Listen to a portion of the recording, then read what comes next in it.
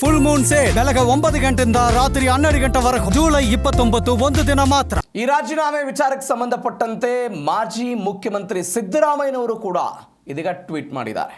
ವಿದ್ಯಾರ್ಥಿ ಯುವ ಜನರ ಐತಿಹಾಸಿಕ ಜಯವಿದು, ಹೋರಾಟ ನಡೆಸಿದಂಥ ಯುವಕರಿಗೆ ಅಭಿನಂದನೆ. ಹೀಗಂತ ಎಕ್ಸ್ನಲ್ಲಿ ಮಾಜಿ ಸಿಎಂ ಸಿದ್ದರಾಮಯ್ಯನವರು ಹೇಳಿಕೆ ಕೊಟ್ಟಿದ್ದಾರೆ. ಭ್ರಷ್ಟ ಸರ್ಕಾರವನ್ನು ಕಿತ್ತೊಗೆಯುವ ತನಕವೂ ಕೂಡ ಹೋರಾಟ ಮಾಡಬೇಕು, ಸಂವಿಧಾನವನ್ನು ಉಳಿಸೋದಕ್ಕೆ ಕಾಂಗ್ರೆಸ್ ಸದಾ ಜೊತೆಗಿರುತ್ತೆ ಅಂತ ಸಿದ್ದರಾಮಯ್ಯನವರ ಮಾತು.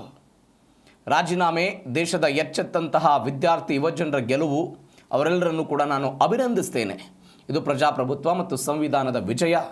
ಬಿಸಿಲು, ಮಳೆ, ಹಸಿವು, ಆರೋಗ್ಯವನ್ನು ಕೂಡ ಲೆಕ್ಕಿಸಿದೆ.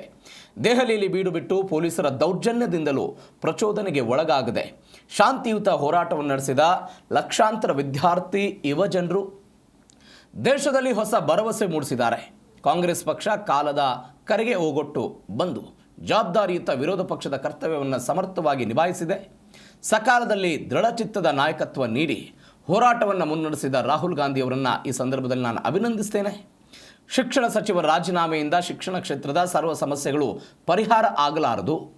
ಸರ್ವಾಧಿಕಾರ ಮತ್ತು ದುರಾಡಳಿತದ ಶಾಲೆಯ ಗುರುಗಳು ಕುರ್ಚಿಯಲ್ಲಿ ಭದ್ರವಾಗಿ ಕುಳಿತಿರುವಾಗ ಇಂತಹ ಶಿಷ್ಯರ ನಿರ್ಗಮನದಿಂದ ಶಾಲೆಯ ಸುಧಾರಣೆ ಆಗಲಾರದು ಅಂತ ಸಿದ್ದರಾಮಯ್ಯನವರ ಮಾತು.